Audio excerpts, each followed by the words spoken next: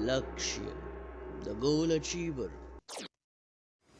नमस्कार साथियों, मैं हूं सुधांशु तिवारी और स्वागत करता हूं आपका आपके अपने यूट्यूब चैनल लक्ष्य द गोल अचीवर में। आशा करते हैं कि आप सभी स्वस्थ और कुशल हैं।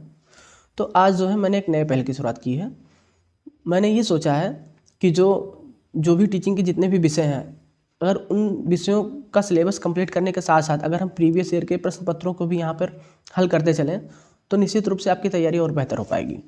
तो आज से हम जो है बीच बीच में किसी भी विषय का प्रश्न पत्र जो प्रीवियस ईयर में आया हुआ है उसको भी सॉल्व करते चलेंगे और अपना सिलेबस भी धीरे धीरे कंप्लीट कर रहे हैं, सिलेबस कंप्लीट करने की ओर बढ़ रहे हैं। और साथ साथ हम विगत वर्षों में जितने भी डीएलएड के जो प्रश्न पत्र हो चुके हैं, जैसे इस समय फर्स्ट सेमेस्टर का हम पहले सॉल्व करने की कोशिश करेंगे। फर्स्ट सेमेस्टर में जितने भी पेपर हैं, मुख्य रूप से 8 पेपर होते हैं, तो उन 8 का जो है जितने भी प्रीवियस ईयर के प्रश्न पत्र लगभग हम 4-5 सालों का सॉल्व करने की कोशिश करेंगे।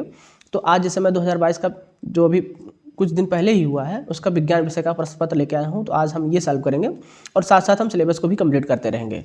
तो इससे हमारी तैयारी निश्चित रूप से बेहतर ढंग से हो पाएगी। और सेशन को शुरू करने से पहले चैनल पर जो लोग भी नए हैं वो चैनल को सब्सक्राइब कर लें। देखिए, मैं आपके सामने नया नया कंटेंट लाता रहूँगा, ये मेरा उत्तरदायित्व है और चैनल को सपोर्ट करना ये आपका उत्तरदायित्व है। तो निश्चित रूप से मैं अपना उत्तरदायित्व निभा रहा हूँ और आप लोग भी अपना उत्तरदायित्व निभाइए। तो चलिए बिना समय गवाए शुरू करते हैं आज का सेशन। आज हम जो है विज्ञान विषय यानी साइंस का जो है प्रीवियस ईयर का फर्स्ट सेमेस्टर का जो विषय है 2022 का जो प्रीवियस ईयर का पेपर है उसको सॉल्व करते हैं। जैसे पहला क्वेश्चन, चल देखिए, पहला बहुविकल्पीय क्वेश्चन रहता है, 6-7 प्रश्न बहुविकल्पीय रहते हैं। और जिनको भी इस प्रश्न पत्र पर संदेह है तो आप क्वेश्चन यहाँ पे देख लीजिएगा, उसके बाद में आप गूगल पे जाके डाउनलोड करके देख लीजिएगा, तो आपको समझ में आ जाएगा कि हाँ जो है जितने भी क्वेश्चन हैं सब जेन्युइन हैं। तो पहला प्रश्न है, कोशिका भित्ति पाई जाती है, आपके ऑप्शन है पादप कोशिका में, जंतु कोशिका में या पादप तथा जंतु कोशिका दोनों में या इनमें से कोई नहीं। तो कोशिका भित्ति जो है पादप तथा जंतु कोशिका दोनों में पाई जाती है, तो तीसरा ऑप्शन आपका सही होगा। नेक्स्ट क्वेश्चन पर मूव करते हैं। यौगिक का उदाहरण है, तो देखिए यौगिक जो है 2 चीज़ों से मिलकर बना होता है। तो यहाँ पे आपका ऑप्शन है वायु, धुआं, चीनी या चीनी का विलयन।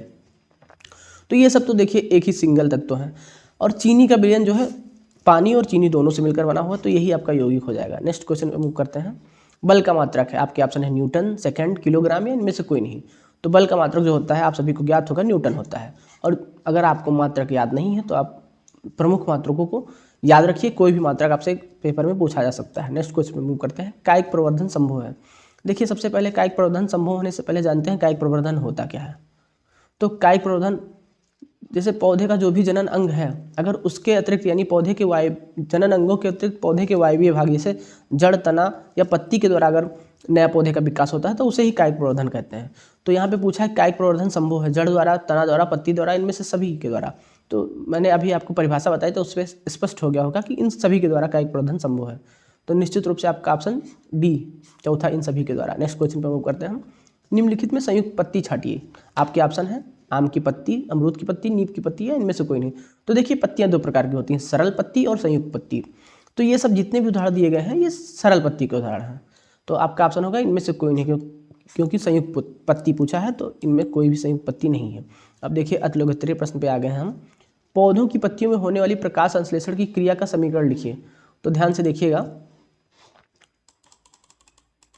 समीकरण पूछा था लेकिन मैंने आपको यहाँ पे प्रकाश संश्लेषण की परिभाषा को भी समझाया है। देखिए ध्यान से, पौधे की पत्तियां क्लोरोफिल की सहायता से सूर्य के प्रकाश में वायु से CO2 लेकर यानी कार्बन डाइऑक्साइड तथा जड़ द्वारा अवशोषित जल लेकर भोजन का निर्माण करती हैं। इस प्रक्रिया को प्रकाश संश्लेषण कहते हैं।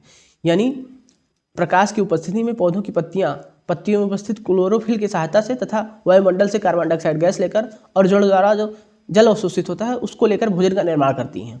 इस प्रक्रिया को ही प्रकाश संश्लेषण कहते हैं। रिएक्शन देख लेंगे आप लोग यहाँ पे, 6CO2 + 6H2O और इधर जो है बनेगा आपका C6H12O6 + 6O2, यानी हम 6 कार्बन डाइऑक्साइड और 6 जल के अणु लेंगे, उसके बाद हमारा ग्लूकोज बनेगा और ऑक्सीजन बनेगा। ये प्रक्रिया प्रकाश संश्लेषण की उपस्थिति में होती है, तो ये प्रकाश संश्लेषण का रिएक्शन हो गया। नेक्स्ट क्वेश्चन मूव करते हैं। पुष्प के 4 भागों के नाम लिखिए। देखिए पुष्प के 4 भाग मुख्य रूप से 4 भाग ही होते हैं और चारों भाग आपके सामने है। पुष्पाधार, ये जो है पुष्प का आधार होता है, पूरे पुष्प की जितनी संरचना होती है इसी के ऊपर रहती है बाह्य दलपुंज। ये पुष्प का जो बाहरी आवरण होता है उस और अंदर के आवरण की रक्षा करता है, ये दलपुंज होता है, पुमंग होता है। तो पुष्प के 4 भाग आपको समझ में आ गए होंगे। नेक्स्ट क्वेश्चन में मूव करते हैं। पत्ती के प्रमुख भागों के नाम लिखिए। देखिए मैं इस चैनल पर जो है एक सेशन कर चुका हूँ। जैसे कोई भी पौधा होता है उसके 2 भाग होते हैं, एक जो है प्रौढ़ तंत्र होता है, मूल तंत्र होता है। तो आप लोग वो वीडियो जाके देख लेंगे तो उससे आपको तने और पत्ती के सभी भागों को समझ में निश्चित रूप से आ जाएगा। देखिए पत्ते के मुख्य रूप से 3 भाग होते हैं। देखिए ये पहला होता है पर्णाधार। पर्णाधार वो भाग होता है जो तने से जहाँ से पत्तियाँ निकलती हैं तने से वहाँ से जुड़ा रहता है। पर्णवृंत, तो अगर पत्ती आप लोग देखे होंगे तो जो डंठल नुमा संरचना होती है वो पर्णवृंत होती है और पर्णफलक ये मुख्य पत्ती होती है आपकी। तो पत्ती के 3 भाग हो गए। नेक्स्ट क्वेश्चन में वो करते हैं। 1 माइक्रोमीटर में कितने पिकोमीटर होते हैं?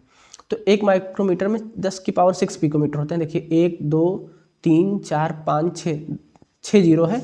तो अगर आपसे पूछा गया 1 माइक्रोमीटर में कितने पिकोमीटर होते हैं, तो 1 माइक्रोमीटर में जो है 10⁶ पिकोमीटर होते हैं, याद रखेंगे। नेक्स्ट क्वेश्चन में करते हैं।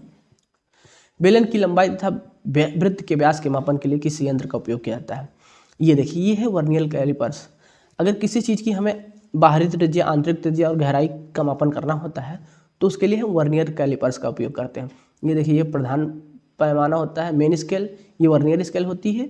और देखिए ये बाहरी त्रिज्या को नापने के लिए इधर वाला हम पोर्शन उपयोग करते हैं, आंतरिक त्रिज्या को नापने के लिए CD वाला पोर्शन उपयोग करते हैं और गहराई नापने के लिए E वाला पोर्शन का उपयोग करते हैं। तो उम्मीद करते हैं आपको नापने की प्रक्रिया भी समझ में आ गई होगी। ये स्क्रू रहता है, इसको टाइट करते हैं, यहाँ पे कोई फंसा लेते हैं। जैसे ये गोला है, इसकी त्रिज्या नापी जा रही है बाहर से, तो इसको यहाँ पे टाइट करेंगे, स्केल को सरकाएंगे, फिर जितना इसकी त्रिज्या होगी यहाँ पे आ जाएगी। उम्मीद करते हैं आपको वर्नियर कैलिपर से किसी भी चीज़ की मापने का तरीका भी पता चल गया होगा। तो आगे बढ़ते हैं। पदार्थों के पृथक्करण से आप क्या समझते हैं कि 4 विधियों के नाम लिखिए। तो देखिए लघु उत्तरीय प्रश्न शुरू हो गए हैं। ये 2 नंबर के लगभग रहते हैं। मिश्रण 2 या 2 से अधिक पदार्थों से मिलकर बना होता है। इनमें कुछ अनुपयोगी तथा कुछ उपयोगी पदार्थ होते हैं। तो मिश्रण से जो है उपयोगी तथा अनुपयोगी पदार्थों को अलग करने की प्रक्रिया ही मिश्रण कहलाती है। ध्यान से देखिए, जैसे पृथक्करण क्या है तो पूछा गया आपसे, तो मिश्रण से उपयोगी तथा अनुपयोगी पदार्थ को अलग करना ही पदार्थों का पृथक्करण कहलाता है। अब देखिए पदार्थ मुख्य रूप से 3 प्रकार के होते हैं, ठोस, द्रव, गैस। तो जिस प्रकार से पदार्थ होगा, पदार्थ की प्रकृति पर निर्भर करेगा कि कौन सी विधि हमें अपनानी है पदार्थों का पृथक्करण करने के लिए। तो यहाँ पे जो है कंबाइन करके लिखा हुआ है। जैसे चालन विधि है तो ये ठोसों के लिए है, वाष्पन विधि द्रव के लिए होती है, चुंबकीय पृथक्करण विधि जो है ये चुंबकीय पदार्थों के लिए होती है। इस प्रकार से ये 4 विधियाँ हैं, चालन विधि, वाष्पन विधि, चुंबकीय पृथक्करण विधि और निस्तारण विधि। तो ये 4 विधियाँ पदार्थों के पृथक्करण के लिए उपयोग होती हैं। नेक्स्ट क्वेश्चन पर मूव करते हैं। भोजन एकत्रीकरण हेतु मूसला जड़ों में होने वाले रूपांतरण को उदाहरण सहित समझाइए। देखिए जब कोई पौधा होता है तो वो जब भोजन को शोषित करता है तो मांसल रूप में परिवर्तित हो जाता है, यानी कि मोटा हो जाता है। तो जैसे अब मूसला जड़ें जो हैं मुख्य रूप से 4 प्रकार में बढ़ जाती हैं। एक हो गया प्रकंद, तो प्रकंद के जो उदाहरण हैं अदरक और हल्दी हो गया। घनकंद के रूप में आप अरबी यानी घुइया को जानते होंगे। सल्ककंद, प्याज जो होता है वो सलकंद का उदाहरण होता है। और स्तंभकंद यानी आलू। तो मूसला जड़ें इन 4 रूपों में परिवर्तित हो जाती है और चारों के उदाहरण भी आप लोगों ने देख लिया है। नेक्स्ट क्वेश्चन में मूव करते हैं। कायिक प्रवर्धन से आप क्या समझते हैं? पत्ती द्वारा कायिक प्रवर्धन को उदाहरण बताइए। तो देखिए जब देखिए यहाँ पे पत्ती लिखा हुआ है तो टाइपिंग मिस्टेक है, पत्ती यहाँ पे समझेंगे। देखिए जब पौधों में जनन अंगों के अतिरिक्त किसी अन्य वायवीय भाग जैसे जड़, तना, पत्ती के द्वारा जनन होता है तो उसे कायिक प्रवर्धन कहते हैं। यहाँ पे देखिए टाइप मिस्टेक हो गया है, यहाँ पे जो है इस कायिक प्रवर्धन होगा, तो उसे जो है कायिक प्रवर्धन कहते हैं। तो याद रखेंगे आप लोग कायिक प्रवर्धन। अभी कुछ देर पहले भी मैंने आपको परिभाषा बताया था। जब पौधों में जनन अंगों के अतिरिक्त किसी अन्य वायु विभाग जैसे जड़, तना, पत्ती के द्वारा जनन होता है तो उसे कायिक प्रवर्धन कहते हैं। अब पत्ती के द्वारा जो कायिक प्रवर्धन होता है उसका उदाहरण जो है अजूबा है। तो याद रखेंगे, निश्चित रूप से आपको कायिक प्रवर्धन याद हो गया होगा। किसी वस्तु का रेखीय संवेग कब संरक्षित होता है, स्पष्ट कीजिए। अब देखिए रेखीय संवेग जो है कब संरक्षित रहता है यानी नियत रहता है। तो जब किसी पिंड पर यानी या कोई वस्तु पर जिसमें बहुत सारे कण उपस्थित हों तो उस पर आरोपित बल का कुल मान 0 हो तो उस निकाय का संवेग नियत रहता है, यानी उसका संवेग संरक्षित रहता है। जब किसी कण पर जिसमें बहुत सारे कण, जब किसी निकाय पर मान लीजिए कोई भी वस्तु है जिसमें बहुत सारे कण हैं, कोई भी वस्तु बहुत सारे कणों से मिलकर बनी होती है, तो उस पर अगर जितने भी बल लग रहे हैं उसका सभी मान शून्य हो तो माना जाएगा कि वो उसका निकाय का जो है संवेग जो है नियत है। तो इसे संवेग संरक्षण का नियम भी कहते हैं। किसी वस्तु का संवेग उसके द्रव्यमान तथा उसके वेग के गुणनफल के बराबर होता है, यानी P बराबर m तथा b, जहाँ P संवेग है, m उसका द्रव्यमान है और b जो है वेग है। तो यानी अगर कोई भी निकाय है उस पर लगने वाले सभी बाह्य बलों का मान शून्य हो जाता है, तो उसका जो है रेखीय संवेग नियत रहता है, यानी संरक्षित रहता है। उम्मीद करते हैं आपको ये भी समझ में आया होगा। तत्व तथा यौगिक में हमें अंतर स्पष्ट करना है। तो देखिए, तत्व का सूक्ष्मतम कण परमाणु होता है, जबकि यौगिक का सूक्ष्मतम कण अणु होता है। ये पहला अंतर आपका हो गया कि तत्व का जो सूक्ष्मतम कण होता है वो परमाणु होता है, जबकि यौगिक का सूक्ष्मतम कण अणु होता है। तत्वों में पाए जाने वाले गुण एक समान होते हैं, जबकि यौगिक में पाए जाने वाले गुण विभिन्न हो सकते हैं। तत्व का विभाजन नहीं किया जा सकता, जबकि यौगिक का विभाजन किया जा सकता है, क्योंकि यौगिक जो है 2 या 2 से अधिक तत्वों से मिलकर बना होता है। तत्व का निर्माण मुख्य रूप से एक ही पदार्थ से होता है, जबकि यौगिक का निर्माण विभिन्न पदार्थ से होता है। अब देखिए, तत्वों की कुल संख्या 118 है, जबकि यौगिक कुल संख्या अनगिनत है, क्योंकि इसे गिना नहीं जा सकता। किसी भी 2 चीज़ों को मिला देंगे तो यौगिक होता है। तो इस प्रकार से आपको तत्व तथा यौगिक में अंतर भी स्पष्ट हो गया।